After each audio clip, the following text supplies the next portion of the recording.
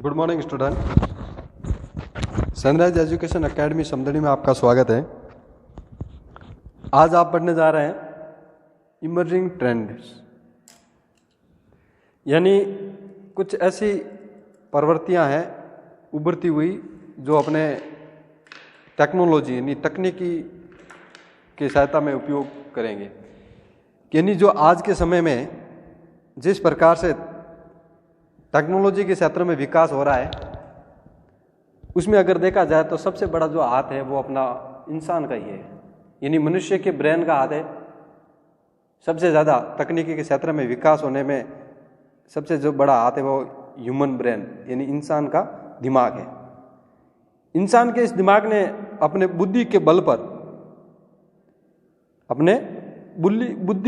पर इंसान ने कई आविष्कार किए, और उस आविष्कार में कई तो ऐसे आविष्कार हुए जो सक्सेसफुल हो गए और कुछ आविष्कार है वो अनसक्सेसफुल रह गए।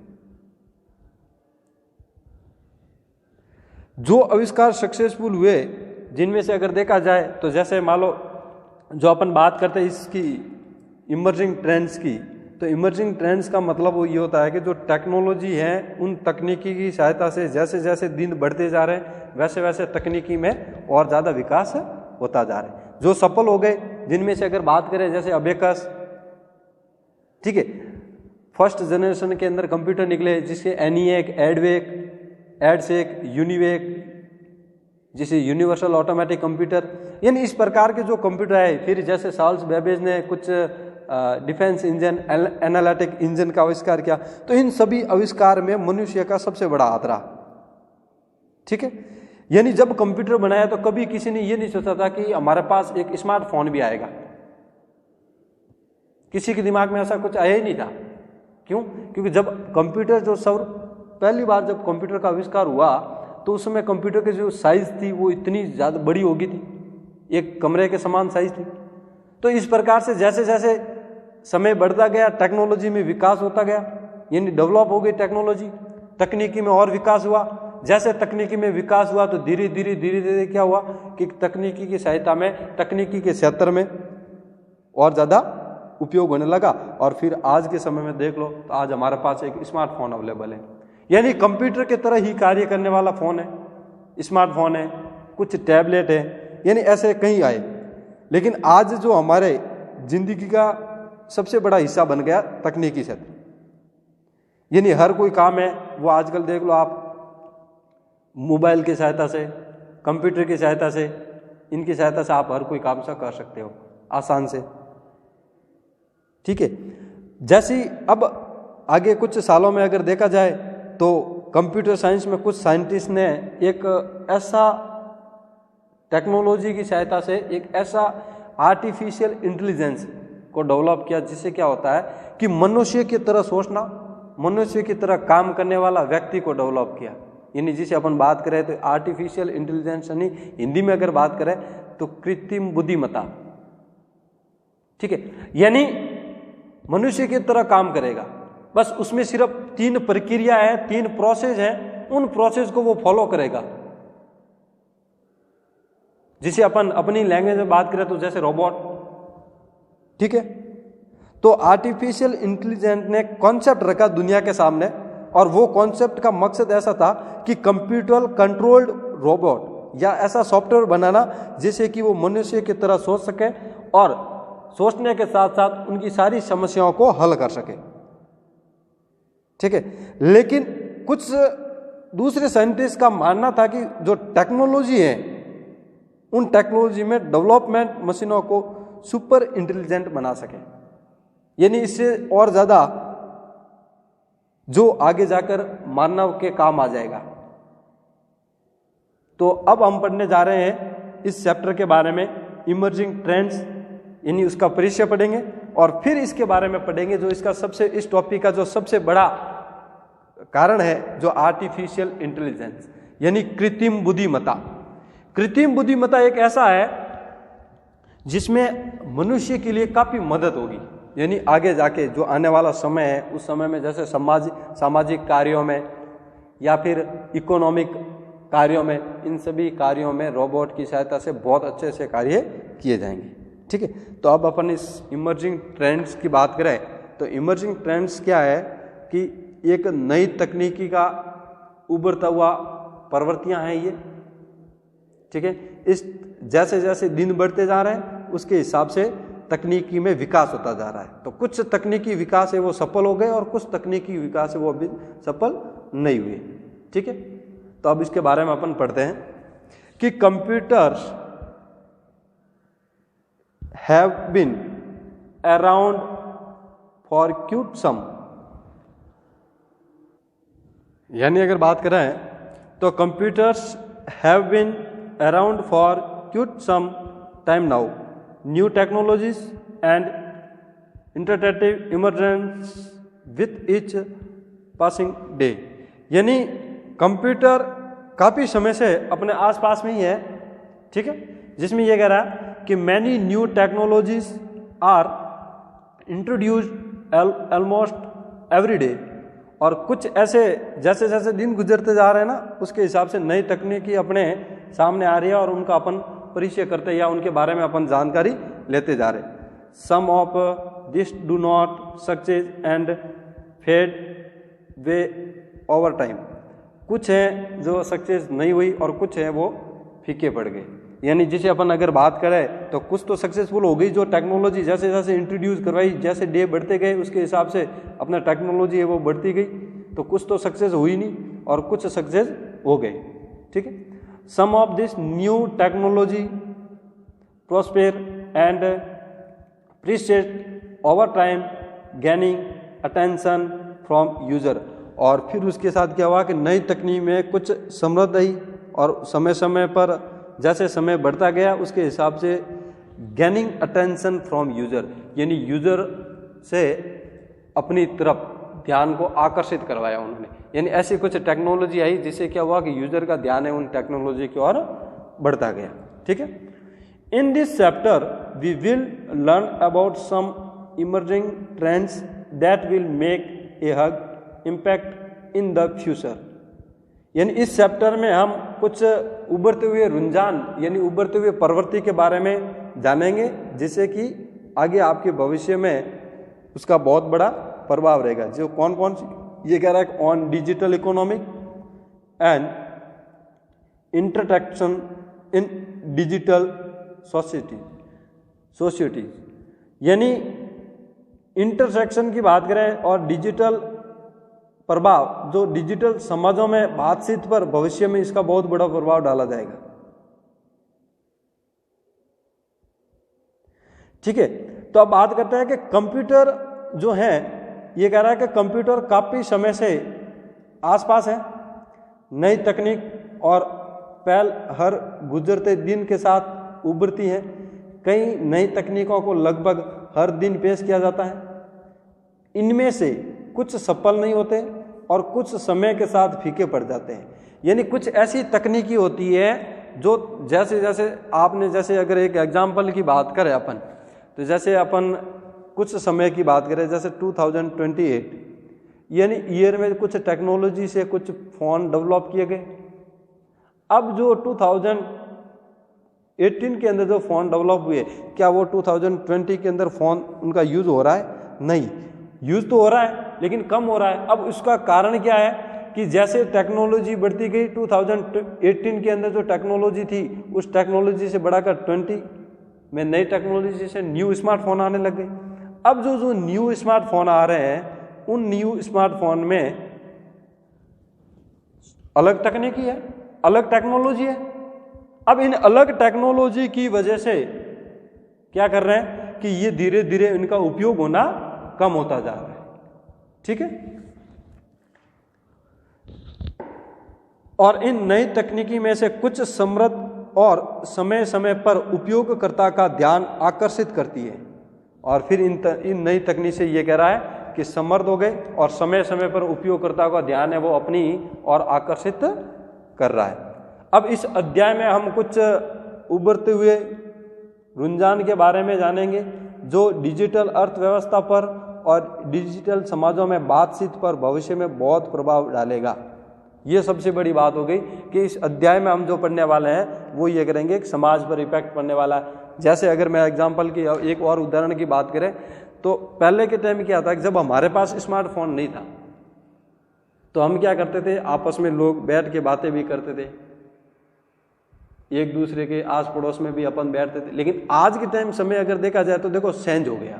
कैसे हुआ कि जैसे स्मार्टफोन आया, आप किसी के घर पे जा रहे हो, थोड़ी देर बैठे रहोगे, फिर उसके बाद अपना फोन निकालोगे, उसमें गेम खेलना स्टार्ट कर दोगे, तो परिवर्तन हो गया। और अगर बात करें दूसरी की, तो आप कहीं आपस में बैठे हो, दोस्त मिल गए, तो उसमें भी आप अपना फोन यूज करोगे। तो मतलब दोस्तों के पास बैठे हैं, 2 मिनट बात करेंगे, वो नहीं है, फोन यूज करेंगे।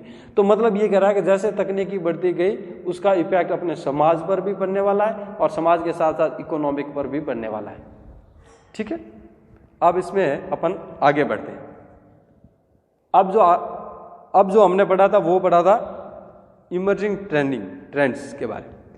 अब जो पढ़ने जा रहे हैं वो रहेगा अपना आर्टिफिशियल इंटेलिजेंस, यानी कृत्रिम बुद्धिमत्ता। ये सबसे बड़ी बात है कि कृत्रिम बुद्धिमत्ता है, इसका उपयोग ये क्या है। अगर देखा जाए तो ये भी एक कंप्यूटर साइंस की शाखा है, सब सिस्टम है। इसके अंदर क्या होता है कि ये रोबोट की तरह कार्य करेगा। इसमें कुछ ऐसी मशीनों का विकास किया जाता है, किसके अंदर, आर्टिफिशियल इंटेलिजेंस के अंदर, यानी कुछ ऐसी मशीनों का विकास किया जाता है कि जो मनुष्य की तरह काम कर सके, मनुष्य की तरह समस्या का समाधान कर सके। जैसे अगर हमारे पास कोई समस्या आती है तो हम क्या करते हैं, पहले उस समस्या के बारे में समझते हैं या उस समस्या की पूरी जानकारी लेते हैं कि हमारे पास किस प्रकार की समस्या है। फिर क्या करेंगे, उस समस्या के गहराई तक पहुंचेंगे। ठीक है, फिर समस्या के गहराई तक पहुंचने के बाद उसका हम समाधान ढूंढेंगे कि किस प्रकार से जो हमारे पास प्रॉब्लम आई है उस प्रॉब्लम को सॉल्व करने की प्रक्रिया या प्रोसेस क्या है। ठीक है, उसको देखेंगे। फिर उसके बाद उस प्रोसेसर की सहायता से या उस प्रक्रिया की मदद से हम क्या करेंगे, जो हमारे पास समस्या आई है या जो प्रॉब्लम है उन प्रॉब्लम को अपन सॉल्व या समाधान कर देंगे। ठीक है, फिर ये कहता है कि आर्टिफिशियल इंटेलिजेंस यानी समस्याओं का समाधान, साथ साथ मनुष्य की तरह काम करना, ये हो जाएगा।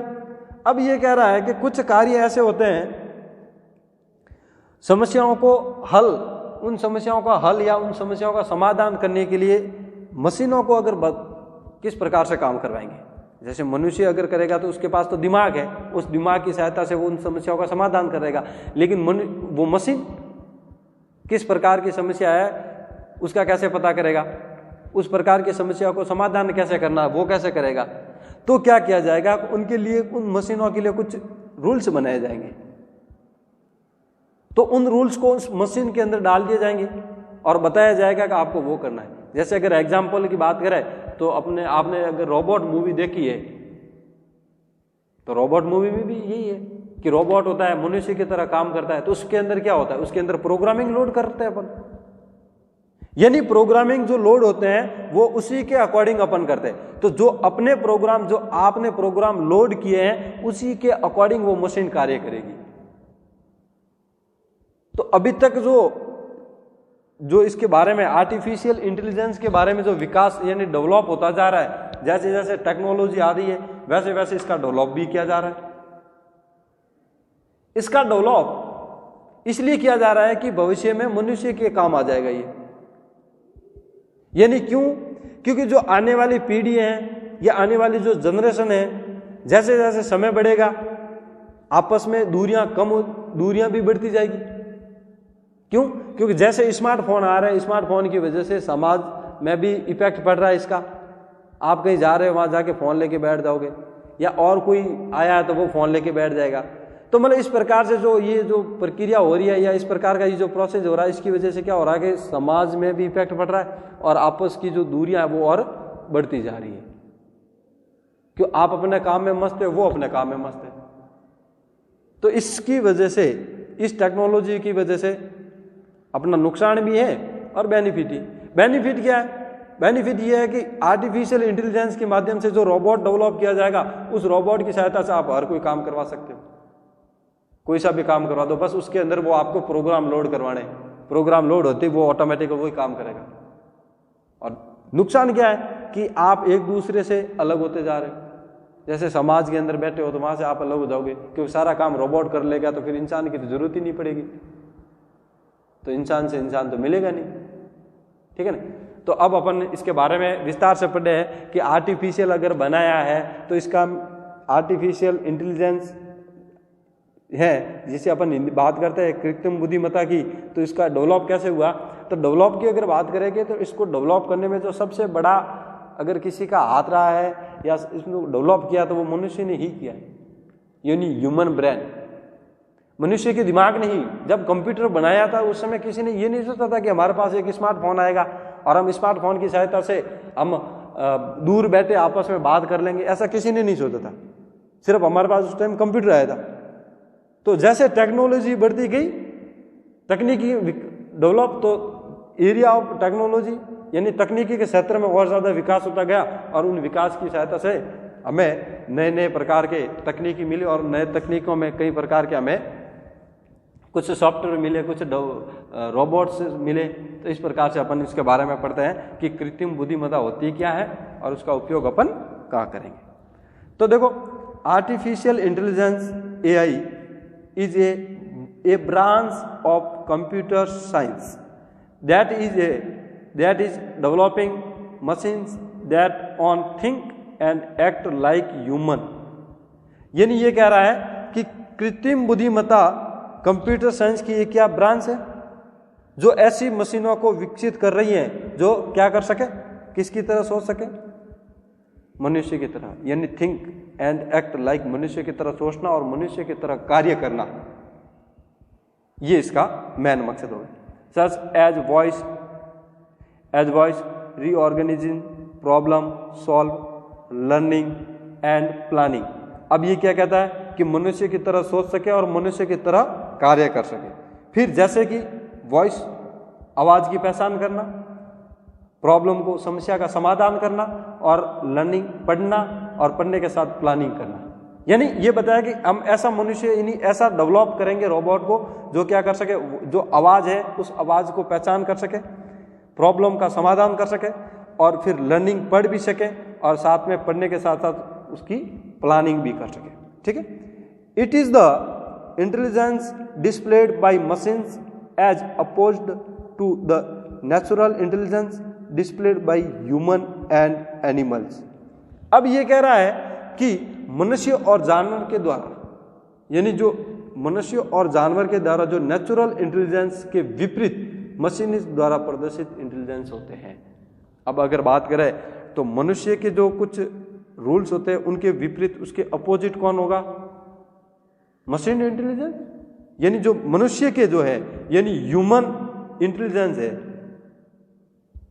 या जो एनिमल है उनके पास, देखो अगर ह्यूमन की बात करें, अपन मनुष्य की बात करें, तो मनुष्य में सबसे बड़ी कंप्यूटर से क्या चीज अलग है, वो ये है कि मनुष्य के पास सोचने की शक्ति है, जबकि आर्टिफिशियल इंटेलिजेंस के पास सोचने की शक्ति नहीं है। इसलिए इसको इस प्रकार से डेवलप किया जाएगा जो कि वो एक मनुष्य के विपरीत कार्य करेगा। विपरीत का मतलब कि उसमें भी सोचने की शक्ति आएगी और उसमें भी आएगी, लेकिन अकॉर्डिंग टू मनुष्य के कार्य ही करेगा। मनुष्य ने जो प्रोग्राम डेवलप किया उसी के अकॉर्डिंग वो कार्य करेगा। ठीक है।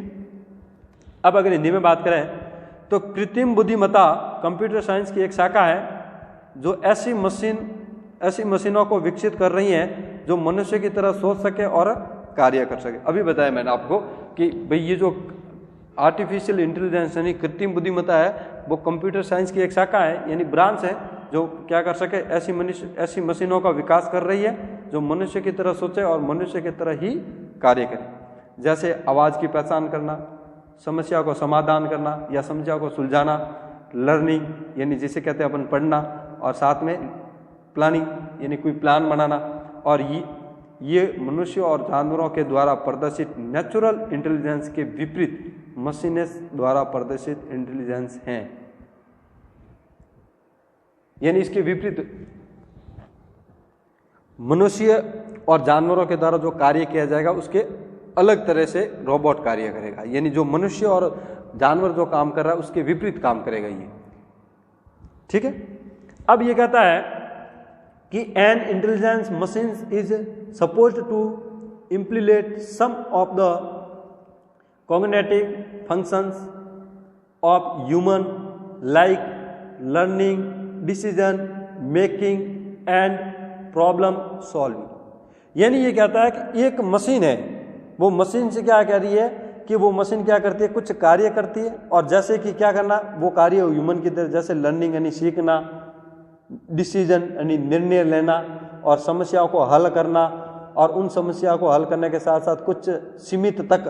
तो इस प्रकार के ये कह रहा है कि इस प्रकार की मशीन होगी, या उस मशीन के अंदर इस प्रकार के फंक्शन डाले जाएंगे जैसे कि वो लर्निंग यानी सीख सकें, निर्णय भी ले सकें, फिर साथ में प्रॉब्लम को सॉल्व भी कर सके। ठीक है। In order to make machines performs task with human intervention, they are programmed to create a knowledge base and make decision based on it। यानी मशीनों को मानव हस्तक्षेप के साथ कार्य करने के लिए उन्हें ज्ञान का आधार बनाने और उसके आधार पर निर्णय लेने के लिए किया जाता है। यानी जो मशीन आप डेवलप कर रहे हो, यानी हम मशीन में क्या कर रहे हैं कि मशीन के अंदर उसको इस प्रकार से डेवलप या इस प्रकार से फंक्शन डेवलप करेंगे जैसे कि वो मशीन सीख सके, मशीन डिसीजन ले सके, मशीन प्रॉब्लम का समाधान कर सके। तो इस प्रकार से जो प्रोग्राम उस मशीनों को, उन मशीनों को जो अपन प्रोग्राम बना रहे हैं, जो फंक्शन आपने डाले हैं, उन फंक्शन का एक प्रोग्राम बनाएंगे और उस प्रोग्राम के आधार पर ही वो मशीन निर्णय लेगी। ठीक है। तो ये कह रहा है कि एक खुफिया मशीन को मानव के कुछ संज्ञात्मक कार्य जैसे सीखने, निर्णय लेने और समस्याओं को हल करने के लिए सीमित करना। यानी जो मशीन बना रहे हैं उस मशीन के अंदर अपन ये चीजें रखेंगे। फिर ये कह रहा है कि मशीनों को मानव हस्तक्षेप के साथ कार्य करने के लिए, उन्हें ज्ञान का आधार बनाने और उसके आधार पर निर्णय लेने के लिए किया जाता है। यानी सबसे बड़ी बात क्या हो जाएगी कि जो मशीन हो रहे हैं उस मशीन में ये कहता है कि जो फंक्शन बनाए उसी फंक्शन के अकॉर्डिंग कार्य करेंगे और उसी फंक्शन के अकॉर्डिंग वो डिसीजन लेगा। ठीक है। अब this process mainly involves 3 process and that is the first. अब ये कह रहा है कि इस प्रक्रिया में जो आर्टिफिशियल इंटेलिजेंस है, इस प्रक्रिया में 3 प्रोसेस है, जिनमें से फर्स्ट ये कह रहा है लर्निंग, यानी जिसे कहते हैं सीखना। ठीक है। जिसमें ये कहता है कि in which information is put in the mind of machines and they are also taught some rules so that they follow those rules to complete a given task. यानी ये कह रहा है कि इसके अंदर फर्स्ट जो है वो क्या, लर्निंग। इसके अंदर 3 प्रक्रिया के अंदर फर्स्ट है लर्निंग। ये कहता है कि मनुष्य के दिमाग में, यानी मनुष्य के दिमाग में अपन क्या करेंगे, इंफॉर्मेशन को डालेंगे और उन इंफॉर्मेशन के साथ उसके कुछ रूल्स बनाएंगे, यानी कुछ नियम बनाएंगे और उस नियम को फॉलो करना होगा। ठीक है। और उसी नियम के अकॉर्डिंग वो क्या करेगा, टास्क को कंप्लीट करेगा। ठीक है। पहली चीज आगे।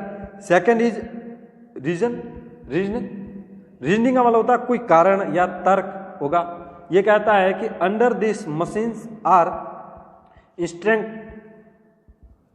Under this machines are instructed to move toward the result by following the rules. यानी इसके अंदर जो दूसरा है वो क्या, तर्क, जिसके अंदर क्या आएगा, इसके अंतर्गत जो मशीन है उन मशीनों को ये सीख देता है कि आप जो बनाए गए नियम है, यानी जो नियम है उन नियमों को क्या करना, सो दैट दे, जो आप बनाए गए जो नियम है यानी जो फॉलोइंग द रूल्स है, उन रूल्स को क्या करना आपको, सो दैट दे अचीव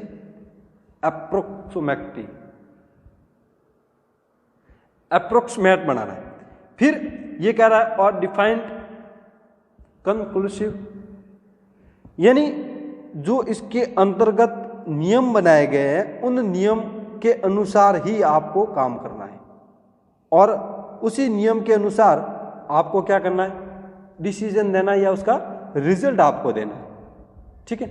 और ये कह रहा थर्ड में होता है सेल्फ करेक्शन, यानी जिसे कहते हैं सुधार करना, अगर जैसे किसी भी प्रकार की कोई प्रॉब्लम होती है तो उस प्रॉब्लम को वापस सुधार कर सकते हैं। अब देखो ये कहता है कि इस प्रक्रिया में मुख्य तो 3 प्रोसेस शामिल हैं और वो है, पहला है लर्निंग, जिसमें मशीनों के दिमाग में सूचना डाला जाता है या डाली जाती है और इन्हें कुछ नियम से भी सिखाए जाते हैं, जिससे कि वो उन नियम्स का पालन करके किसी दिए हुए कार्यों को पूरा करें। यानी पहला तो हो गया लर्निंग, और लर्निंग में ये कह रहा है कि इसके अंदर क्या होता है कि मशीन के दिमाग के अंदर सूचना डाली जाती है और सूचना के साथ उसके अंदर कुछ नियम भी सिखाए जाते हैं उनको, और उसी नियम के अकॉर्डिंग वो कार्य करेगा। यानी कोई व्यक्ति है और जो कोई भी व्यक्ति अगर आपको वो टास्क दे रहा है तो उसके टास्क के अकॉर्डिंग ही आपको कार्य करना है। दूसरा है तर्क, जिसके अंतर्गत यह कहता है कि इसके अंतर्गत मशीनों को यह सीख देता है कि वो उन बनाए गए नियमों का पालन करके रिजल्ट की तरफ अग्रसर और जिससे कि उन्हें अनुमानित या निश्चित निष्कर्ष हासिल हो सके। यानी ये कह रहा है कि जो आपको नियम बताए हैं उस नियम के अकॉर्डिंग या उस नियमों का आपको पालन करना है या उस नियम को फॉलो करना है, और उसी नियम के फॉलो करते हुए आपको एक ऐसी अप्रोक्सीमेट और डिफाइन कंक्लूसिव, यानी जिसे कहते हैं निश्चित निष्कर्ष निकलना हो, हासिल हो जाए इस प्रकार से, ठीक है। और तीसरा ये कहता है, तीसरा है स्वयं सुधार, यानी उसको सेल्फ करेक्शन करना, ठीक है। अब अगला आता है मशीन लर्निंग। मशीन लर्निंग की अगर बात करें तो ये भी क्या है, एक प्रकार का आर्टिफिशियल इंटेलिजेंस का भाग है, ठीक है। यानी सब सिस्टम है जिसके अंदर ये कहता है कि कंप्यूटर के अंदर एबिलिटी है और उसके डाटा को किस प्रकार से यूज करना है, ठीक है। तो ये जो डाटा जो यूज हो रहे हैं उन डाटा को ये कह रहा है कि विदाउट एक्सप्लिसिटी, यानी एक्सप्लिसिटी के अनुसार ही प्रोग्राम किए जाएंगे, जिसके अंतर्गत एक एल्गोरिथम होगा और उस एल्गोरिथम के अकॉर्डिंग ही डाटा का यूज किया जाएगा, ठीक है। और उसी के अनुसार ये प्रिडिक्शन की जाएगी कि किस प्रकार के जो डाटा है उनको किस प्रकार से यूज करना है। ये एक मशीन लर्निंग होगा। मशीन लर्निंग के अंदर एक एल्गोरिथम होगा और एल्गोरिथम क्या करेगा कि जो नियम बनाए या जो रूल्स बनाए उसी रूल्स के अकॉर्डिंग उसको कार्य करवाएगा। तो देखो, मशीन लर्निंग इज ए सब system of artificial intelligence wherein computers have the ability to learn from data using statistical technique without being explicitly programmed by a human being. It compare algorithms that use data to learn on their own and make prediction. यानी जो मशीनी learning है ये क्या करता है कि मशीनी लर्निंग है वो एक आर्टिफिशियल इंटेलिजेंस का ही भाग है, जिसके अंतर्गत ये बताया कि कंप्यूटर के अंदर एक क्षमता होती है और उस क्षमता में वो उस क्षमता का यूज पढ़ने के लिए या सीखने के लिए करता है, ठीक है। लेकिन ये कह रहा है कि बिना ह्यूमन के दिमाग के एक्सप्लिसिटी होती है, ठीक है। तो प्रोग्राम आप ह्यूमन के बिना डेवलप नहीं कर सकते, ठीक है। तो अब इसको हिंदी में देखो, मशीन लर्निंग आर्टिफिशियल इंटेलिजेंस का एक सब सिस्टम है, यानी ये किसका है, आर्टिफिशियल इंटेलिजेंस का एक सब सिस्टम है, जिसमें कंप्यूटर में सांख्यिकी तकनीक का उपयोग करके डेटा से सीखने की क्षमता होती है। यानी अभी मैंने आपको बताया कि इसके अंदर क्या होती है कि क्षमता होती है, और वो क्षमता किसके लिए होती है, लर्न, सीखने के लिए। लेकिन बिना इस इंसान द्वारा प्रोग्राम की नई एक्सप्लिसिटी होती है,